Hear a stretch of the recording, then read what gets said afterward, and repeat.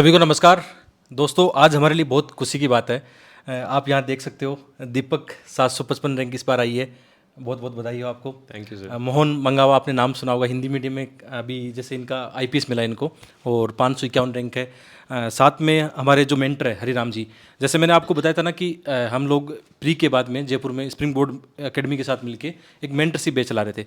सारे विद्यार्थी वहीं से आए हैं। कुछ लोगों का सिलेक्शन हुआ है, कुछ लोग थोड़ा सा मार्क्स से, जिनका मार्क्स कम रहा है, जैसे मानाराम जी, इन्होंने भी आईएएस का इंटरव्यू दिया था इस बार और कुछ मार्क्स इनका नहीं हो पाया, लेकिन दोबारा एफर्ट लगाएंगे और इस बार हम कोशिश करेंगे, या अपनी तरफ से जैसे होता है ना कि हम कुल मिल के सब एक टीम बना के हम अच्छी मेहनत करेंगे तो फिर से रिजल्ट पॉजिटिव आएगा। और आशीष भी उसी मेंटरशिप में था। और अच्छी बात है कि जैसे आशीष का अभी कल मार्कशीट आई थी तो इन्होंने बताया कि सर मेरे 122 मार्क्स आए हैं। और बहुत खुशी की बात है कि जैसे कि इथिक्स की जो अपनी किताब है, इन्होंने काफ़ी उसको रेफ़र किया था, काफ़ी उसका गहन अध्ययन किया। मैं दिखाऊंगा आपको किताब कि कितनी गहराई से उन्होंने पढ़ा है। और जैसे हरराम जी के बारे में बताऊं तो हरराम जी जो हम चला रहे थे मेंटरशिप ग्रुप में, जितने भी मॉक टेस्ट वगैरह बन रहे थे, इनकी बड़ी भूमिका है। मॉक टेस्ट 1 to 1 सबके साथ काम कर रहे थे, तो इनको भी मैं इस वीडियो के माध्यम से बहुत बहुत धन्यवाद देना चाहूँगा। तो सबसे पहले दीपक से बात करते हैं। तो दीपक, कैसा लग रहा है आपको सफलता प्राप्त करके? सर फाइनली एकदम रिलीफ सा महसूस हो रहा है। हाँ क्योंकि 6 अटेम्प्ट के बाद लिस्ट में नाम देखना हाँ बहुत ही खुशी की बात है सर मेरे लिए। बिल्कुल। एक बात आपको बताता चलता हूँ कि दीपक ने इससे पहले 5 प्रयास किए थे और इनका प्रीलिम्स ही क्वालिफाई नहीं हो पाया था। आप जानते हो, आप में से बहुत सारे विद्यार्थी हैं, कई बार कमेंट करते हैं कि सर हमारा 3 बार से नहीं हुआ, निराश हो जाते हैं। आप इनसे सीख सकते हो, हिम्मत कभी नहीं आ रही इन्होंने। और एक अटेम्प्ट में इनको मौका मिला मेंस लिखने का, इंटरव्यू देने का, और फाइनल सिलेक्शन है। बहुत अच्छी इनको रैंक अच्छी कह सकते हैं, 755, कोई बुरी भी रैंक नहीं है और अच्छी पोस्ट इनको मिल जाएगी। ठीक है, जैसे कि उम्मीद करें। तो दीपक, थोड़ा सा अपने बारे में बताइए, एजुकेशन के बारे में, या कहाँ से आप आते हो? सर मैं जयपुर से हूँ हाँ और मैंने अपनी प्राइमरी एजुकेशन जयपुर से ही करी है। उसके बाद मैंने इंजीनियरिंग करी थी एमआईटी यूनिवर्सिटी नोएडा से। हाँ और उसके बाद सर मैंने पॉलिटिकल साइंस में मास्टर्स करी इग्नू से, क्योंकि सर वो मेरा ऑप्शनल सब्जेक्ट था। हाँ हाँ और लास्ट ईयर सर मैंने जेआरएफ भी क्वालिफाई किया। हाँ हाँ और सर इस साल मैं पीएचडी एनरोल करने ही वाला था, लेकिन रिजल्ट आ गया और फाइनली मैं सेलेक्ट हो गया उसमें सर। तो कभी आपको ऐसा लगा नहीं कि यार मेरे से नहीं हो पाएगा, मैं 5 बार प्री पास नहीं कर पाया हूँ? तो कभी ऐसी नेगेटिव थिंकिंग आती थी मन में? सर नेगेटिव थिंकिंग आती थी, लेकिन कहीं ना कहीं से मुझे 1% एक फेथ था, होप था कि क्योंकि सर मेरा जीएस का जो स्कोर था वो कंसिस्टेंटली मेरा इंप्रूव हो रहा था फर्स्ट अटेम्प्ट से। हाँ हालांकि सर 2 अटेम्प्ट में मेरा सी सेट रह गया, लेकिन मेरा जो जीएस का स्कोर था वो कंसिस्टेंटली इंप्रूव हो रहा था, ऐसा नहीं था नीचे जा रहा था। हाँ तो मुझे लग रहा था कि मुझे एक बार अगर मौका मिला मेंस का, और सर जो मेरी तैयारी होती थी, जैसे अगर मैं प्री फेल हो जाता था हाँ तो मैं जैसे ऐसे रिएक्ट करता था कि जैसे मैं ही मेंस लिख रहा हूँ और साथ के साथ मैं मेंस के पेपर भी लिखता रहता बिल्कुल। था। हाँ तो मेरी तैयारी सर केवल प्री की नहीं थी, हाँ मेरी तीनों स्टेजेस की थी, मेंस की भी, इंटरव्यू की भी। हाँ। तो दीपक का वैसे ना जो मीडियम है, इंग्लिश मीडियम रहा है और इनका ऑप्शनल सब्जेक्ट PSIR है। तो इस बार थोड़े से मेंस में जितनी हमने आशा की थी, विशेषकर ऐसे के पेपर में कम मार्क्स रहे। बाकी जीएस में अच्छा स्कोर रहा, ऑप्शनल सब्जेक्ट में कुछ थोड़े से मार्क्स कम है। इंटरव्यू में इनके 170 प्लस मार्क्स हैं। तो ओवरऑल इनकी रैंक 755 है। अपन बात करते हैं, दीपक से और बात करेंगे। अभी बात करते हैं मोहन से। मोहन, आपको भी बहुत बहुत बधाई। और जैसा कि आपसे हमेशा बात होती थी कि आपको आईपीएस चाहिए, तो इस बार आपको आईपीएस मिल गया, तो कैसी खुशी आपको लग रही है? सर जैसे दीपक भाई ने बताया कि एक फाइनली रिलीफ मिलता है हाँ कि जिस चीज़ के लिए आप स्टार्ट करते हो और वो एक बड़ा एग्ज़ाम है, एक प्रेस्टिजियस बोलते हैं इसको, और वो मिलता है, तो कहीं ना कहीं एक होता है ना इंटरनल पीस है कि यार हाँ फाइनली क्रैक कर दिया इस चीज़ को। तो मुझे खुद के लिए तो खुशी है ही, और एक परिवार को जो मिलता है, सम्मान मिलता है और कॉल्स आते हैं और एक रेस्पेक्ट है समाज में, वो काफ़ी मिलती है, तो खुशी होती है उस चीज़ की। बिल्कुल। जैसे आप लोगों को बताऊं, जो मोहन है, लास्ट टाइम 2022 में भी मेंस लिख रहे थे, लेकिन मेंस से कुछ दिन पहले ये हुआ था कि इनका जो मेंस का जो एग्ज़ाम लेटर आता है वो नहीं आ पाया था। तो पहली बार जो हमारी मुलाकात हुई थी, बात हुई थी, उस दौरान हुई थी। लेकिन लास्ट टाइम नहीं लिख पाए थे, तो इनको थोड़ा दुख था। तो उस समय जैसे इनकी मैंने टेस्ट की कॉपी देखी थी, तो मैं उनको एक ही बात कहता था कि यार जब भी आप मेंस लिखोगे, आपकी रैंक कोई रोक नहीं सकता। इवन जैसे इनकी 551 आई है, मैं तो ये आशा करता था कि इनकी टॉप 100 में आनी चाहिए थी। इनका ऑप्शनल सब्जेक्ट हिंदी साहित्य, यदि उसमें अच्छे मार्क्स आते, जैसे इनका 250 के लगभग आए, यदि ये 280-300 के आसपास है, तो इनकी रैंक और ज़्यादा इंप्रूव होती। ठीक है। और आप अपनी जर्नी के बारे में थोड़ा बताइए कि कैसे आपने पढ़ाई की, और विशेषकर जैसे आईएएस को लेकर आपकी जो कोचिंग वगैरह आपने कहाँ से ली थी, इसके बारे में बता सकते हो? सर मेरी जर्नी, अगर मैं स्कूल से बात करूं तो स्कूल मैंने 2017 में कंप्लीट की थी अपनी स्कूलिंग। हाँ उसके बाद थोड़ा मेरा क्योंकि एनसीसी रहा, तो हमेशा एक डिफेंस की तरफ एडमायरेशन रहा था, तो मैंने ट्राई किया एनडीए के लिए। फाइनली इंडियन नेवी मुझे मिला भी। ट्रेनिंग कर रहा था, बट कुछ पर्सनल इश्यूज़ की वजह से मुझे एक एग्जिट लेना पड़ा वहाँ से। तो उस समय तक ऐसा कुछ था भी नहीं कि मैं यूपीएससी करूँगा, इसके लिए कर रहा हूँ। और लाइक कोरोना की सेकेंड वेव के बाद जब वो शांत हुआ, और अक्टूबर आई थिंक अक्टूबर 21 में जब मुझे टाइम मिला, और जो फैमिली इश्यूज थे, थोड़ा माता जी की तबीयत ख़राब थी, वो थोड़े रिलीफ हुआ। तो मैं चलो मुझे जो चीज़ में परस्यू करना चाहता था उसमें यूपीएससी एक है, उसमें आईपीएस एक पोस्ट है जो परस्यू कर सकता हूँ। तो उसी समय स्टार्ट किया था सर मैंने। मैंने प्राइवेट कोचिंग लेना स्टार्ट भी किया क्योंकि गाइडेंस थी नहीं। बट मैं कोचिंग गया, बट इतना मुझे लगा नहीं कि मेरे को टाइम वेस्टिंग है। थोड़ा मैं ऑनलाइन लूँगा तो मैं ज़्यादा स्पीड से कर सकता हूँ, क्योंकि प्रीलिम्स 2022 आ भी रहा था उस समय, पास में आ रहा था। तो उस समय मैंने थोड़ा खुद से स्टार्ट किया करना, और पीआईक्यू देखता गया, स्टैटिक पोर्शन को खुद अच्छे से किया।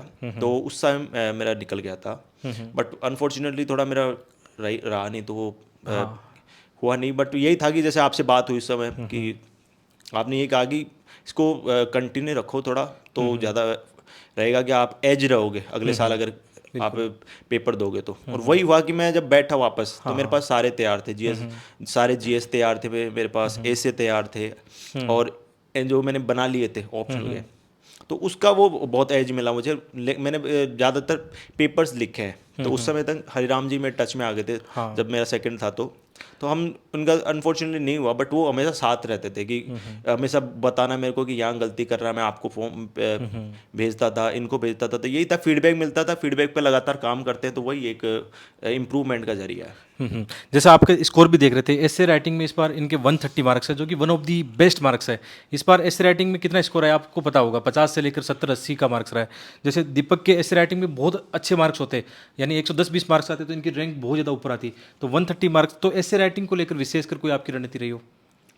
सर रणनीति तो रहती है, क्योंकि ऐसा सब्जेक्ट तो हिंदी मीडियम के लिए एक स्कोरिंग है। क्योंकि हम हमारा लेख क्या करते हैं कि जीएस में हमारा 450 हम मुश्किल से आते हैं। हिंदी मीडियम में तो कभी तक देखा नहीं है। तो हमारा टारगेट ये रहता है कि यार 400 हम जीएस में कर लें, बट हमारे पास एज है ऐसे का, क्योंकि इंग्लिश मीडियम में इतना स्कोर होता नहीं है जनरली। तो मेरा यही था कि मैं कोटेशन से लिखूं, कोटेशंस का यूज करूं। कोटेशन बाउंड एक रखा नहीं लिमिट कि केवल हिंदी में लिखूंगा। मैं इंग्लिश की कोटेशन लिख लेता था, संस्कृत की भी लिख लेता था।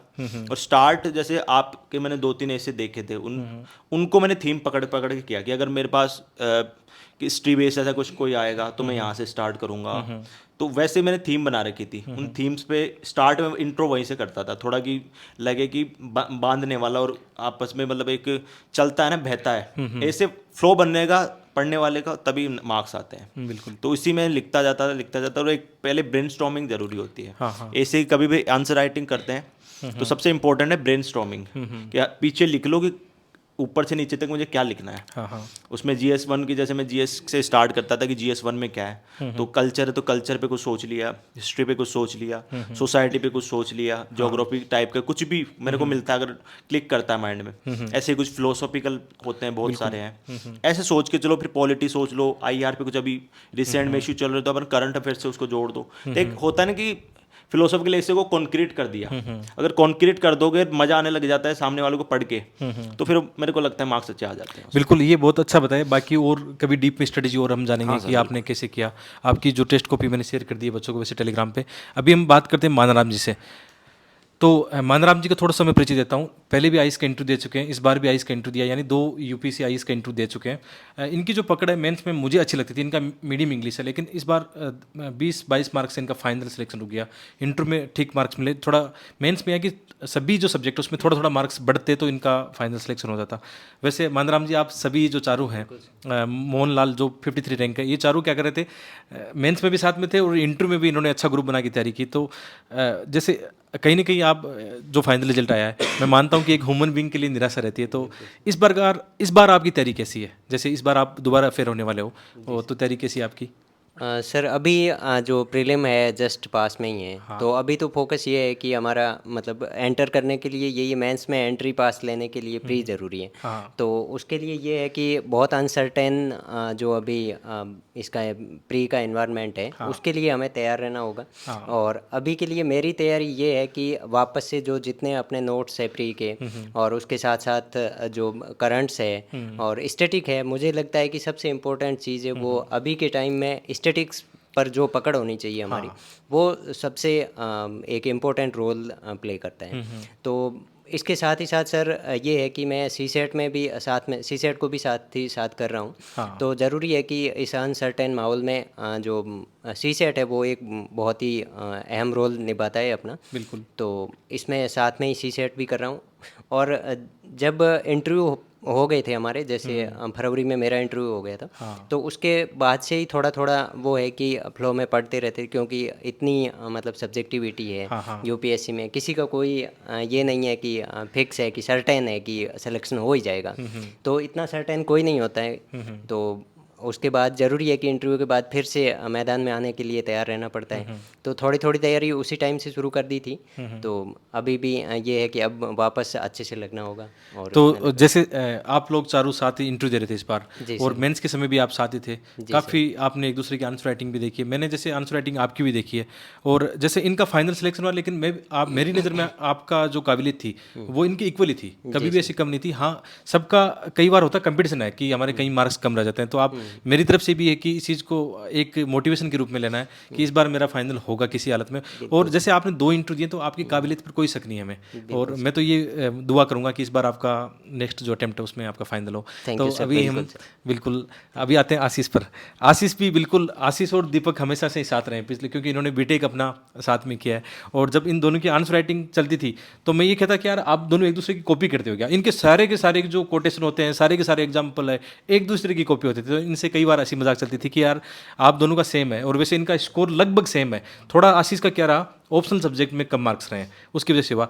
आशीष की एक खुशी मुझे और है कि जैसे कल मार्कशीट आई थी तो आशीष ने मैसेज किया कि सर मुझे इथिक्स में 122 मार्क्स मिले, और ये आपकी वजह से मिले। हालांकि दिलाने वाला कोई नहीं होता, मेहनत इनकी है, मैं मानता हूँ भी, लेकिन हमारा जो कंटेंट था, जैसे मैं एक इथिक्स की जो बुक निकाली थी हमने, आशीष जो अभी बुक साथ में लेके आया, इसको इतना कर दिया आशीष ने।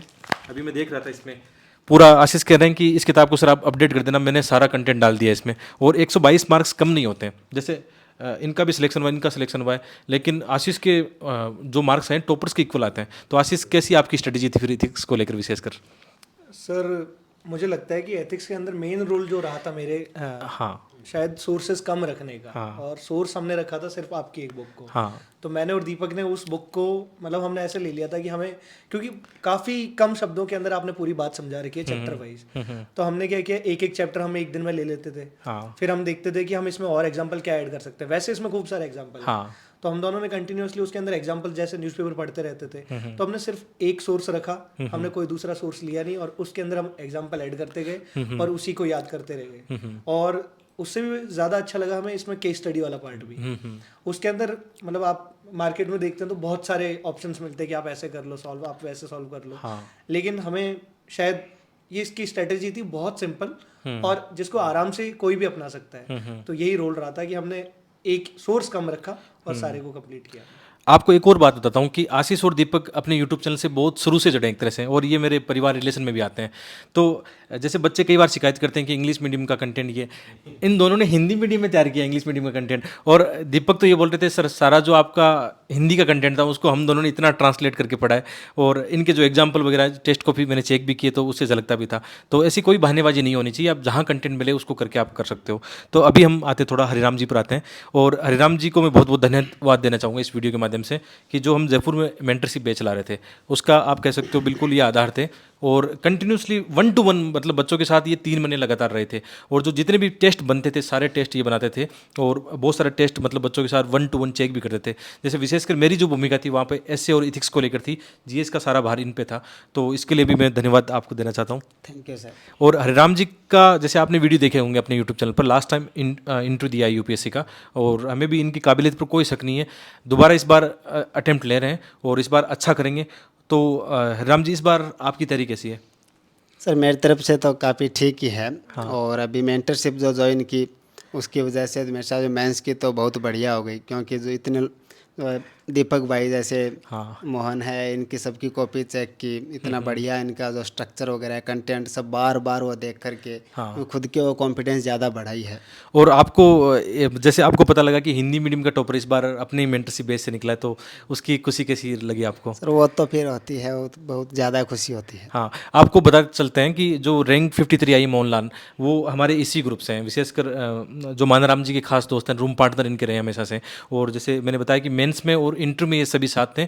इसका फ़र्क पड़ता है कि आपका ग्रुप कैसा है, आपके दोस्त कैसे हैं। मैं ये साफ स्पष्ट देख रहा हूँ कि इन लोगों का जैसे फाइनल सिलेक्शन हुआ है, तो इनकी फाइनल सिलेक्शन में भूमिका में मानाराम जी का भी है, मोहनलाल का भी है, आशीष का, सब, और विशेषकर हरिराम जी का सबका योगदान है। और यहाँ पे मैं झलक भी रहा है, क्योंकि हम अभी काफ़ी बातें कर रहे थे, उससे पता लगता है कि यार आपके दोस्त अच्छे होते तो उसका कितना इम्पैक्ट यहाँ पे पड़ता है।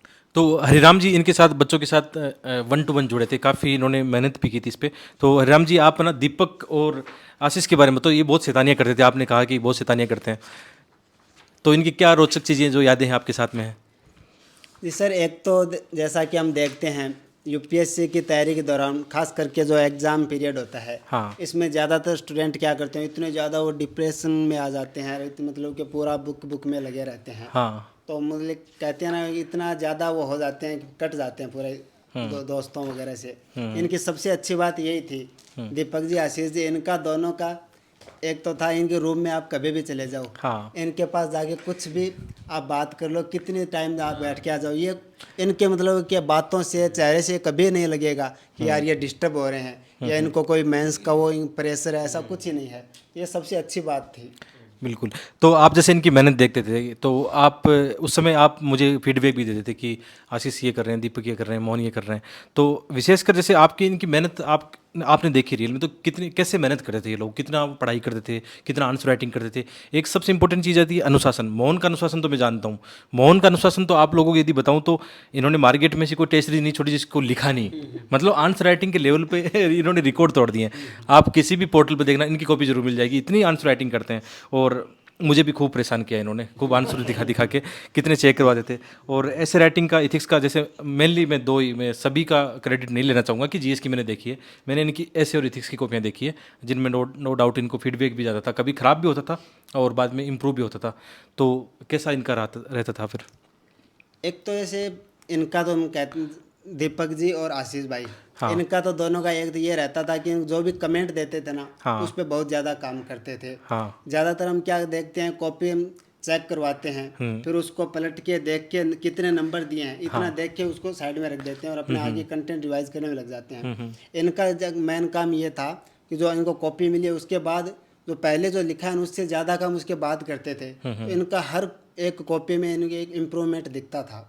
और मानाराम जी का था, उनमें तो जैसे कि पहले भी इंटरव्यू दिया है, तो वो मैच्योरिटी ऑलरेडी दिखती थी। तो उनको तो इनके आंसर से तो मैं खुद अपने लिए एक स्ट्रक्चर बनाता था आगे वाली कॉपी जांचने के लिए। हाँ, मानाराम जी का मैंने भी देखा है, इनको हमेशा मैं बोलता भी था, इनके आंसर मेजोरिटी होती थी हमेशा। ठीक है, कुछ मार्क्स से नहीं होता है, मेरा भी जैसे आप जानते हो रिटर्न में अच्छे मार्क्स हैं, नहीं होता है, वो सब हम जानते हैं। एक समय के बाद में एक दौर आता है कि आपका सिलेक्शन रुकता नहीं है, और इस बार बिल्कुल होगा। जैसे अब बात करते हैं मोहन से, बात करते हैं मोहन, विशेषकर जैसे एक बात आती है बच्चों में मेंटरशिप को लेकर आती है। आजकल कोचिंग का तो हमने देखा है कि कोचिंग में बच्चे क्या करते हैं, बहुत सारी फीस लौटाते हैं, वहाँ से वापस लौट के आते हैं बाद में।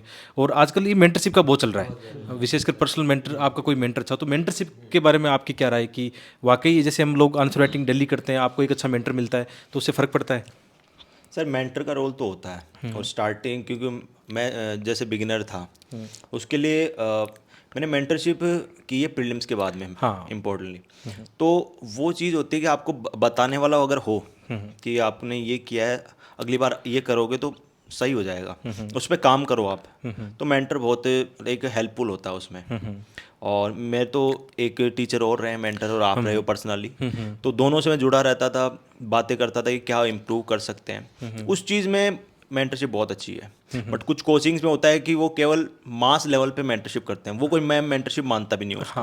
वो केवल आपको मार्क्स देख लो, अपने पेपर दिया है, लिख लो एंड नथिंग एल्स। तो मैं उसको चीज़ को इतना प्रायोरिटी देता नहीं हूँ। पर्सनल मेंटर, और मेंटर भी खुद मेहनत करने वाला हो आपके साथ, वो भी खुद लर्न करे, फिर आपको बताए, वो बहुत इंपॉर्टेंट होता है। तो जैसे आप मुझे बता दें, क्योंकि आप खुद उस पर लिखते थे, आपकी एथिक्स की बुक मैंने पढ़ी, तो वो बहुत प्रैक्टिकल थी, अप्लाइड मैनर में थी।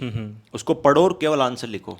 ऐसे नहीं कि आप कुछ बुक्स पढ़ो और फिर खुद के लिए आंसर बना रहे हो। आंसर पहले से बने हुए हैं, बस आपको पढ़ना है और उसको एग्जाम्पल के साथ करना है। तो मेंटरशिप उससे में बहुत इंपॉर्टेंट रोल प्ले करती है। जैसे आज तो आप यूपीएससी में सिलेक्ट हो चुके हो, बहुत सारे बच्चे अपने विशेषकर गाँवों से आते हैं, वो पहली राय ये देखते हैं कि मैं दिल्ली जाऊँ, वहाँ जाके कोचिंग करूँ। तो उनके लिए आपकी क्या सलाह होगी कि किस प्रकार उनको अपनी जर्नी शुरू करनी चाहिए, विशेषकर जो बिगनर्स है, कॉलेज के लास्ट ईयर में, कैसे उनको अपना एक रास्ता तय करना चाहिए?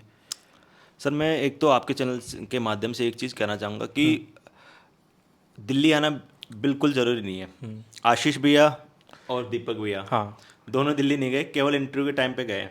तो ये तो बहुत ही ये जो बना रखा ना कि एक सूडो की वहाँ जाएंगे तो ही सिलेक्शन होता है, ऐसा कोई इम्पोर्टेंट है नहीं। तो रूरल बैकग्राउंड में एक समस्या ये है कि फाइनेंशियल अपन थोड़ा इतना रह नहीं पाते। जैसे मेरे पास कई मैसेज आ रहे हैं कि सर मैं फाइनेंशियल इतना स्ट्रॉन्ग नहीं हूँ, कैसे करूँ? तो भाई एनसीईआरटी से स्टार्ट करो अगर आपका लेवल इतना नहीं है। एनसीईआरटी सबसे अच्छा है, धीरे धीरे आपकी बनने लग जाएगी। क्योंकि लोग क्या करते हैं, एक बार एनसीईआरटी पढ़ ली, भाई मैंने तो पढ़ ली, तो उसको 2-3 बार पढ़ो, आपके अपने आप हैबिट बन जाएगी कि कौन से पेज पे क्या था मुझे थोड़ा थोड़ा पता है। उसके बाद स्टैंडर्ड बुक, एक सब्जेक्ट एक स्टैंडर्ड बुक कोई सी पढ़ लो।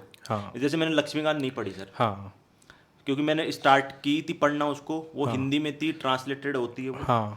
मैंने पढ़ी, मेरे को नहीं आई समझ में। मैं सोचता था कि यार ये रिवाइज कैसे कर पाऊंगा मैं। उस समय जब स्टार्ट की थी मैंने हटा दी, मैंने दृष्टि की जो क्विक बुक आती है वो मैंने पढ़ी है। बिल्कुल, वो मैं उससे मेरे क्वेश्चन बन जाते थे प्रीलिम्स में। तो मेरे को क्या चाहिए, क्वेश्चन ही बनना इंपॉर्टेंट है। बिल्कुल। तो वो चीज़ है कि आप किसी टॉपर ने ये बता दिया है कि उसके पीछे भागना rather than कि खुद के लिए क्या सूटेबल है, वो इम्पोर्टेंट है। एक वो हो गया, और उन बुक्स को पढ़ पढ़ के फिर अमालगमेशन कर सकते हैं कि एनसीईआरटी में से उनमें से आप एकदम शॉर्ट नोट्स बना लो। लास्ट में नोट्स बहुत काम आते हैं, क्योंकि रिवीजन यूपीएससी में हम एक सब्जेक्ट पढ़ के दूसरे सब्जेक्ट पे जाते हैं, पीछे वाला भूल जाते हैं। इतना बड़ा वास्ट सिलेबस है। तो छोटे छोटे 2-3 बार पढ़ने के बाद, ये रूल तब है जब आप नोट्स बनाओगे तो 2-3 बार पढ़ के बाद में बनाओ नोट्स, तभी आपके फिर वो नोट्स मैच्योर होंगे। क्योंकि पहले कुछ भी बना लेते हैं हम, हर चीज़ हमें नोट्स ही दिखती है कि यार ये भी इंपॉर्टेंट है, ये भी इंपॉर्टेंट है। फिर जैसे जैसे आप लगता है कि यार ये तो प्रीवियस क्वेश्चन में इतना इंपॉर्टेंट था नहीं, तो हम इसको स्किप कर सकते हैं, ये कर सकते हैं। तो हर सब्जेक्ट के साथ अगर आप ये कर लो, उसके बाद आओ पीवाईक्यू पे। पीवाईक्यू चाहे प्रीलिम्स में देख लो चाहे मेंस में देख लो, बहुत इंपॉर्टेंट है। तो प्रीलिम्स में जैसे मैंने स्ट्रैटेजी की थी कि मैं सारे करूंगा प्रीलिम्स। तो मैंने स्टार्ट किया पहले 2011 से लेकर 21 तक किए, फिर मुझे ये तो कम पड़ गए, फिर थोड़ा और पीछे चला गया, 95 तक किए, फिर वो भी थोड़े कम पड़ गए, तो और पीछे चलते हैं। तो इस तरीके से ये था कि करना है। मैं ज़्यादा कोचिंग्स के जो पेपर्स हैं उनको देने के बजाय मैं प्रीवियस क्वेश्चन करूंगा और उनसे सीखूंगा कि बिल्कुल एग्जाम का जो एग्जामिनर है उसका माइंड सेट क्या चल रहा है। आप उस लेवल तक सोच नहीं पाओगे जब जहाँ तक यूपीएससी का एग्जामिनर सोचता है, जैसे बनाता है वो ट्रैप डालता है। जो वर्ड आपको ट्रैप करने वाला अगर पता लगने लग गए यार यहाँ तो डेटा है, क्या पता है एग्जैक्ट डेटा है हो नहीं हो, वो वहाँ सिर्फ इतना ही पता लगता है कि होगा या नहीं होगा। अपना मन करा नहीं होगा बस, और कोई लॉजिक नहीं है कि हमें पूरा एग्जैक्ट पता था, किसी को नहीं होता। 20 या 30 क्वेश्चन से ज़्यादा किसी को नहीं आते। फिर वहाँ चलते हैं लॉजिकल गैसिंग। तो वो तुक्के नहीं है, लॉजिकल गैसिंग है कि आपने कहीं ना कहीं बैक ऑफ द माइंड में वो चीज़ पढ़ी थी, वो अप्लाई करो। अप्लाइड माइंड आजकल बहुत आ रहा है। तो वो चीज़ें जैसे मेरे को याद आता है क्वेश्चन 2022 में एक तुर्की का कुछ बना रखा था, तुर्की फेडरेशन था, आई थिंक ऐसा क्वेश्चन था। तो उसमें कई चीज़ें डाल रखी थी, तो मैंने यही किया। अब मेरे को नहीं आता था बिल्कुल ही। मैंने उस क्वेश्चन में दिमाग ये लगाया कि यार आर्मेनिया और जैसे अजरबैजान का वॉर चल रहा था उस समय, क्योंकि तुर्की का है तो आर्मेनिया के खिलाफ था तुर्की, क्योंकि तुर्की आर्मेनिया तो इस ग्रुप में नहीं आएगा। तो इस तरीके से आप अगर सोचना लग जाते हो, एलिमिनेशन करने लग जाते हो, तो फिर वो काम चलने लग जाता है उस चीज़ में। वो तभी आएगा जब आपने पढ़ रखा है और आपने कई बार चीज़ों को कोरिलेट कर रखा है। तो कोरिलेशन मुझे लगता है कि पढ़ तो 5 बार 5-5 6-7 बार भी प्रीलिम दे लेते हैं लोग। मैं पहली बार दे रहा था, तो वो चीज़ें कोरिलेशन से आ जाती है समझ में। फिर मेंस में कि आप करते जाओ, लिखते जाओ। मेंस में तो पेन घिसने का है, जितना पेन घिसोगे आपको उतने अच्छे मार्क्स मिलेंगे। और हिंदी में तो ये है कि आप जल्दी से उसको करते जाओ, पेपर पूरा हो गया, वो बड़ी बात है, उसके बाद पॉइंट आ गए तो बहुत। तो आपका वही मैं जानना चाह रहा था कि जैसे मैंने आपके 3-4 कोचिंगों के जो आप लिखते थे, आंसर राइटिंग करते थे, इतनी हिम्मत कहाँ से आती थी यार? यहाँ पे एक मॉक टेस्ट ढंग से नहीं लगता बच्चों से, आप 3-4-5 के भेजे थे, मैं रोज़ देखता था आप किसी आज इसी कोचिंग का लिख के भेज दिया, कभी इसका भेज दिया, इतनी हिम्मत कहाँ से लाए थे? सर मैं मोटिवेशन को नहीं मानता, हाँ। मैं मानता हूँ डिसिप्लिन। बिल्कुल, हाँ। क्योंकि मोटिवेशन ऐसे होता है, जो शॉर्ट सर्च चलती है ना आजकल 30 सेकंड की, वो मोटिवेशन है। हाँ। तो मोटिवेशन आपको ज़्यादा से ज़्यादा 10 या 15 दिन चलेगा, उसके बाद तो कि यार वापस मोटिवेशन खत्म हो गया तो वापस कहीं से लोगे क्या। तो डिसिप्लिन रहो। हाँ। मेरे पापा क्योंकि पुलिस पर्सनल रहे हैं, तो मैं डिसिप्लिन रहा हूँ कि सुबह इतने बजे से इतने बजे तक रात को काम करना है। उसमें कोई एक्सक्यूज नहीं है। हमारे फौज में यही चलता है कि काम है तो है, करना है तो है, कोई उसमें आप बोल ही नहीं सकते, पूछ ही नहीं सकते सामने वाले को कि क्यों करना है। तो जो बना दिए स्टैंडर्ड, मैंने खुद के लिए थोड़े स्टैंडर्ड हाई रखे थे कि मैं इतने घंटे पढ़ूंगा तो पढ़ूंगा। बिल्कुल। तो हार्ड वर्क है, hard work always page of. मैं भैया को भी देखता हूँ जो उन्होंने इतने साल परसिस्टेंटली किया, वो कंटिन्यूसली करते गए। अगर बीच में छोड़ देते तो जो स्टार्ट किया था वो टाइम भी खराब हो जाता। तो वो चीज़ है कि कंटिन्यूसली करो, अपने लिए एक टाइम टेबल बनाओ। टाइम टेबल लोग ऐसे बनाते हैं कि 6 बजे 6:30 बजे पढ़ूंगा, फिर 15 मिनट नाश्ता करूंगा, वो नहीं चलता है। आप थोड़ा थोरोली बना लो उसको। थोरोली इन द सेंस कि आपने बोल दिया कि मैं जैसे करता था कि मैं सुबह 8 बजे से लेके 1 बजे तक पढ़ूंगा, उसके बीच मैंने कुछ नहीं लिखा कि मैं इस बजे 11 बजे उठूंगा, नहीं। पढ़ता गया, बीच में जैसे चाय पीने का मन नहीं गया, नींद आ रही है, क्या पता रात को कम सोए, नींद थोड़ा पावर नैप ले लिया, चाय पी ली, फिर वापस स्टार्ट हो गए। फिर 1 बजे किया, 1-1:30 बजे तब तक पढ़ा, फिर खाना खा लिया, फिर वापस थोड़ा पढ़ने लग गए, पावर नैप ले लिया, फिर 7:30-8 बजे पढ़ते गए, फिर थोड़ा खाना खा लिया, घूम लिए, फिर पढ़ने लग गए, 12-1 बज गए। तो वो एक चीज़ है ना, वो रूटीन बन जाता है ना, फिर वो रूटीन चलता रहेगा और कंटिन्यूसली वो कंटिन्यूटी उसमें कंसिस्टेंसी है ही। तो वो फिर कहीं ना कहीं आपको दिखती है रिजल्ट्स में, बार बार आप करते रहते हो, तो मुझे लगता है कि फिर वो आदत बन जाती है वो। बिल्कुल। नेक्स्ट मैं बात करूँगा, जैसे दीपक से बात करूँगा। जैसे विशेषकर दीपक, आपने बताया कि 5 बार प्री नहीं होता और एक अटेम्प्ट में एक ही मौका मिला, तो इस बार जैसे कहीं ना कहीं मतलब आपके मन में ये विचार था कि मुझे एक मौका मिला है मेंस में और इसको मुझे बुलाना है, तो उसको लेकर आपकी प्रिपरेशन कैसी रही? कैसे आपने उस चीज़ को एक टाइम टेबल के अनुसार, अनुशासन के अनुसार इस चीज़ को ढाला? सर, जो मेरे पहले 5 जो अटैम्प्ट थे उनके फेलियर के कारण मैं कुछ बताता हूँ। जैसे मोहन ने अभी बताया, हाँ। मैं शुरुआत में प्राइवेट जो मॉक्स थे उन पे काफ़ी ज़्यादा फोकस करता था। मैंने PYQ देखे ही नहीं थे। मुझे लगता था कि PYQ हो गए तो वापस रिपीट थोड़ी होते होंगे PYQ। लेकिन PYQ का असली मतलब ये है कि आपको UPSC का पैटर्न समझ में आता है, एग्जामिनर का माइंडसेट समझ में आता है, आपको रियल टाइम में कैसे आप लॉजिकल गैसिंग करके उसको सॉल्व करते हो। इस बार सर मैंने PYQ, जैसे मोहन ने बताया, मैंने भी 95 से किए थे और एक्सटेंसिवली उनको रिवाइज़ किया था। साथ ही साथ मैंने रिवीजन पे काफ़ी ज़्यादा जोर डाला था। लगभग मैंने 5 से 6 बार रिवीजन किया था, क्योंकि प्री में बहुत ज़्यादा इंपॉर्टेंट रिवीजन। साथ ही मैंने जो नंबर ऑफ क्वेश्चन अटेम्प्ट होते हैं, मैं पहले बहुत ही सेफ करता था, जैसे 75 इतने की एकदम मुझे जितने आते हैं मैं उतने ही करूँगा। लेकिन थोड़ा बहुत रिस्क लेना पड़ेगा हमें, क्योंकि ये कंपटीशन है या बहुत कट थ्रोट कंपटीशन है। तो मैंने इस बार जैसे इस वाले प्रीलिम से मैंने 95 क्वेश्चन अटेम्प्ट किए थे और अभी मार्कशीट आई थी तो मेरे 95 मार्क्स थे GS में, तो काफ़ी डिसेंट स्कोर है। और बाकी मेंस की बात करूं तो जैसे सर मैं मेंटरशिप प्रोग्राम से जुड़ा था, उसमें सर मैंने लास्ट ईयर जैसे आपने दिसंबर में जो सीरीज़ चलाई थी, एक पूरे GS1 कवर किया आपने, GS2 किया, GS3 किया। तो आपने एक वीडियो में बात कही थी कि ये अगर नोट्स मेरे पास होते शायद मेंस के टाइम पे तो बहुत अच्छा होता, उस टाइम पे काफ़ी स्कोर होता। तो जब मेरा प्री नहीं हुआ था लास्ट टाइम, तो मैंने उन्हीं नोट्स को ट्रांसलेट करता था, आपका वीडियो चलता रहता था और मैं साथ के साथ ट्रांसलेट करता रहता था। तो जब हुआ तो प्रीलिम्स हुआ तो मेंस के टाइम पे वो मेंटरशिप प्रोग्राम से जुड़े और हम डेली आंसर राइटिंग करते थे। हरिराम जी से डेली हम फीडबैक लेने जाते थे कि हमारे आंसर्स में क्या कमी है, और हरिराम जी हमें गाइड भी अच्छा करते थे। हम कंटिन्यूस इम्प्रूवमेंट करते थे उसमें। और जो संडे को फुल लेंथ टेस्ट होते थे हमारे, तो 3 घंटे के पूरे जो UPSC सिमुलेटेड एनवायरनमेंट में जो हमारे होते थे, उससे हमारा जो टाइम मैनेजमेंट है वो काफ़ी हुआ, अच्छा हुआ हमारा। तो हमें ये पता लग गया कि हमारा पेपर टाइमली कंप्लीट हो रहा है। तो हमने ये फोकस किया, मैंने और आशीष ने, कि हम अब कंटेंट पे ज़्यादा ध्यान देते, क्योंकि हमारा पेपर इजीली कंप्लीट हो रहा था। तो हमने कंटेंट बिल्डिंग पे आपके नोट्स और GS4 में जो आपने बुक इंग्लिश पब्लिक करी थी उसमें हमने काफ़ी ऐड ऑन किया, डायग्राम्स ऐड किए। और जो PYQ है साथ के साथ, जो PYQ जैसे आशीष ने बताया कि PYQ के भी हमने नोट्स बनाए थे, जो लास्ट ईयर जो PYQ जो मेंस में आते थे उनके भी हमने नोट्स बनाए, तो वो नोट्स उसी में इंक्लूड हो गए। और टॉपर्स कॉपीज़ जैसे हमने डाउनलोड करी, हम रात को टॉपर्स कॉपीज़ पढ़ते थे, तो हमें जो जैसे कहीं इंट्रो अच्छा लगा, हमें कंक्लूजन अच्छा लगा, कोई डेटा अच्छा लगा, क्योंकि वो ऑलरेडी अवेलेबल है, तो हमें इधर उधर भटकने से अच्छा है टॉपर्स आंसर कॉपीज़ पढ़ें, क्योंकि वो ऑलरेडी सेलेक्टेड बंदे हैं।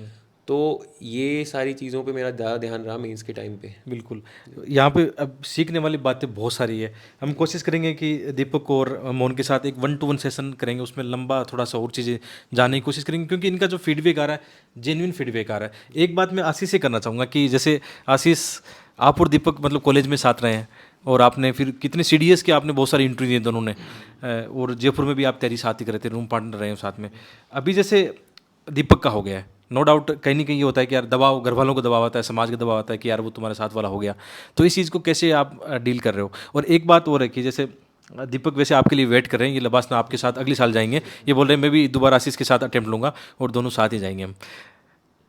सर दबाव तो नहीं फील होता, एक्चुअल में मोटिवेशन मिला है मेरे को इस चीज़ से कि हमेशा साथ में रहें। दीपक को शुरू से जानता हूँ, पता है दीपक भी मेहनती है, मैं भी इसके साथ बराबर मेहनत कर रहा था, तो इसके होने से मुझे ऐसा लग रहा है कि एक तरीके से मेरा ही हुआ है। ठीक है, लेट हो सकता हूँ, आज जरूर जाऊँगा, लेकिन मेरे को बहुत मोटिवेशन मिला है। घर की तरफ से भी सपोर्ट है, दीपक की तरफ से सपोर्ट है, बाकी आप सबको भी, हरिराम जी को भी जितना सपोर्ट किया, सबको विश्वास है कि एक दिन मैं भी आ ही जाऊँगा। तो ऐसा कोई प्रेशर नहीं है, लेकिन सपोर्ट पूरा है और साथ मिलके बिल्कुल आ जाएंगे हम। बिल्कुल, आपके जो मेंस के मार्क्स है वो भी जैसे कट ऑफ से 10-12 नंबर कम रहे हैं आपके, और थोड़ा सा आपको ऑप्शनल सब्जेक्ट में ध्यान देना है, कुछ ऐसे में इंप्रूव करना है, तो निश्चित रूप से मैं दावे के साथ कह सकता हूँ अगले साल फिर से हम मिलेंगे आशीष के साथ में, मानराम जी के साथ में, और हरिराम के साथ में, इनके साथ मिलेंगे, और मैं आपको बताऊंगा कैसे ये लोग इस बार एक बात ऐड करना चाहूँगा कि एक लाइन मैंने कहीं पढ़ी थी कि बना हुआ अधिकारी सबको पसंद है, लेकिन बनता हुआ अधिकारी किसी को पसंद नहीं। तो मैं यही कहूँगा कि आशीष भी मैं चाहता हूँ नेक्स्ट ईयर आए और मैं साथ में इस बार दूंगा आशीष के साथ, तो हमारी और कोशिश रहेगी कि हम और अच्छा इंप्रूव करें, बिल्कुल, और आगे लास्ट में हम लिस्ट में आए। हाँ, तो ये सभी है ना प्रीलिम्स की तैयारी भी साथ कर रहे हैं, इनका मैं आज काफ़ी चर्चा कर रहा था, मुझे भी बहुत कुछ सीखने को मिला है यहाँ से। और क्योंकि इस बार मैं भी आपके साथ लास्ट अटेम्प्ट दे रहा हूँ, कोशिश करूँगा कि मैं भी इनके साथ मेंस लिखूँ, बराबर एकदम अच्छी आंसर राइटिंग करूँ, और इस बार भी हम प्री के बाद में कोशिश करेंगे कि, मुझे पता है इन सब का प्री निकलेगा क्योंकि इनका अच्छा स्ट्रॉन्ग पॉइंट है, और अभी लग गए अपनी प्री में, आप भी लग जाना। तो ऐसे ही मतलब आशाओं के साथ मिलते हैं वीडियो में, मैं कोशिश करूंगा, मुझे पता है बहुत सारे सवाल है आपके मन में मोहन को लेकर, दीपक को लेकर, जिसको और वीडियो में हम कवर करना चाहेंगे। आप सबका बहुत बहुत धन्यवाद।